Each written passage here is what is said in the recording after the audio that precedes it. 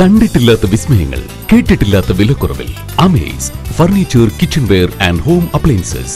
അമേസിൽ എന്നെന്നും വിസ്മയങ്ങൾ. ദിനംതോറും പ്രത്യേകം ഓഫറുകൾ. എല്ലാ പർച്ചേസിനും ഉറപ്പായ സമ്മാനങ്ങൾ. മികച്ച എക്സ്ചേഞ്ച് ഓഫറുകൾ. പലിശരഹിത തവണ വ്യവസ്ഥകളിൽ ഗൃഹോപകരണ വായ്പകൾ. ഓരോ 15 ദിവസത്തിലും പ്രത്യേക ഷോപ്പ് ആൻഡ് വിൻ നറുക്കെടുപ്പുകൾ. ഓഗസ്റ്റ് 10 മുതൽ സെപ്റ്റംബർ 30 വരെ വിസിറ്റ് ആൻഡ് വിൻ സമ്മാന പദ്ധതി.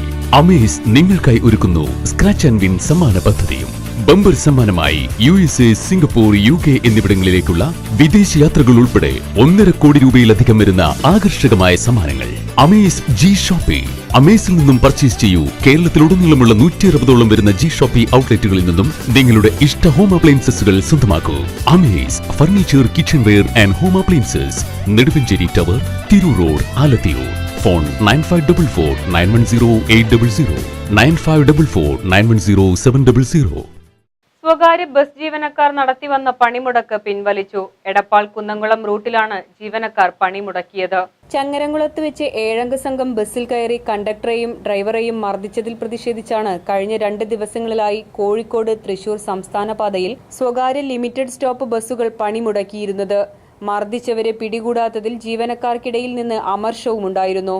ഈ പെട്ടെന്നുള്ള പണിമുടക്ക് ഒരുപാട് ബുദ്ധിമുട്ടായി ഉണ്ടാക്കി. കൂടാതെ ഞാനിപ്പോൾ യാത്രയിൽ ലാസ്റ്റ് അവസാനം ടാക്സി വിളിച്ചു വരേണ്ട ഒരു അവസ്ഥ ഉണ്ടായത്. ജനങ്ങൾക്ക് എന്തായാലും നല്ലൊരു ദ്രോഹമാണ് ഈ പെട്ടെന്നുള്ള പണിമുടക്ക് കൊണ്ട് ഉണ്ടായത്. ഒടുവിൽ തിരൂർ DYSP KV സന്തോഷ് ഇടപെട്ടാണ് പ്രശ്നം ഒത്തുതീർപ്പാക്കിയത്. സമരം പിൻവലിക്കണമെന്നും പ്രതികളെ ചൊവ്വാഴ്ച തന്നെ പിടികൂടുമെന്നും DYSP ബസ് ജീവനക്കാർക്ക് ഉറപ്പു നൽകി. ചങ്ങരംകുളം പോലീസ് സ്റ്റേഷനിലാണ് ചർച്ച നടന്നത്. ചർച്ചയിൽ Ponnani CI Muhammad Hanifa, Changaramkulam additional ASI PG Baby, Alangode grama panchayat president Ayisha Hasan, സ്പീക്കറെ പ്രതിനിധീകരിച്ച് P വിജയൻ, വിവിധ രാഷ്ട്രീയ പാർട്ടി പ്രവർത്തകരായ VV Kunhimuhammad, Krishnan Pavittappuram, P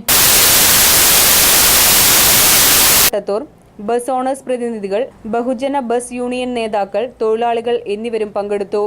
live TV news. ഇനിയൊരു ഇടവേള.